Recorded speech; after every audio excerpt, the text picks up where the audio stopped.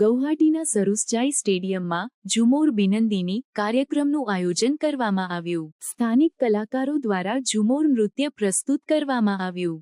આ કાર્યક્રમમાં 27 જિલ્લાઓના 8,600મી વધુ નૃત્યકારો અને સંગીતકારોએ ભાગ લીધો, જેમાં 5,399 મહિલા નૃત્યકારો, 2,175 પુરુષ નૃત્યકારો અને 2,074 સંગીતકારોનો સમાવેશ થાય છે। આ વિશાળ કાર્યક્રમે વિશ્વ રેકોર્ડ સ્થાપિત કર્યો અને આસામની સમૃદ્ધ સાંસ્કૃતિક વારસાને વૈશ્વિક સ્તરે પ્રદર્શિત કર્યો। પ્રધાનમંત્રી નરેન્દ્ર મોદીએ આ કાર્યક્રમમાં હાજરી આપી અને આસામ સરકારના પ્રયાસોની પ્રશંસા કરી। તેમણે આસામની ચાની બગીચા સંસ્કૃતિ સાથેના પોતાના ખાસ સંબંધનો ઉલ્લેખ કર્યો અને રાજ્યની સાંસ્કૃતિક અને ભાષાકીય ઓળખને જાળવવા માટે સરકારની પ્રતિબદ્ધતા વ્યક્ત કરી।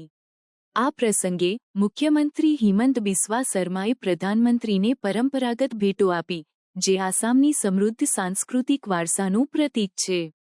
ઝુમોર બિનંદીની 2025 કાર્યક્રમ આસામની ચા ઉદ્યોગની 200મી વર્ષગાંઠ નિમિત્તે આયોજિત કરવામાં આવ્યો હતો, જેમાં ચા બગીચા સમુદાયના યોગદાનને ઉજવવામાં આવ્યું। આ કાર્યક્રમમાં 60 દેશોના રાજદૂતોએ પણ હાજરી આપી, જે રાજ્યના સાંસ્કૃતિક ગૌરવ અને પરંપરાને વૈશ્વિક સ્તરે મજબૂત બનાવે છે।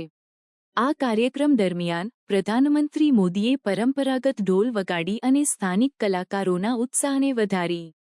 આ કાર્યક્રમે આસામની સાંસ્કૃતિક સમૃદ્ધિ અને વૈવિધ્યતાને ઉજાગર કરી અને સ્થાનિક કલાકારોને તેમની પ્રતિભા પ્રદર્શિત કરવા માટે એક વિશાળ મંચ પ્રદાન કર્યો।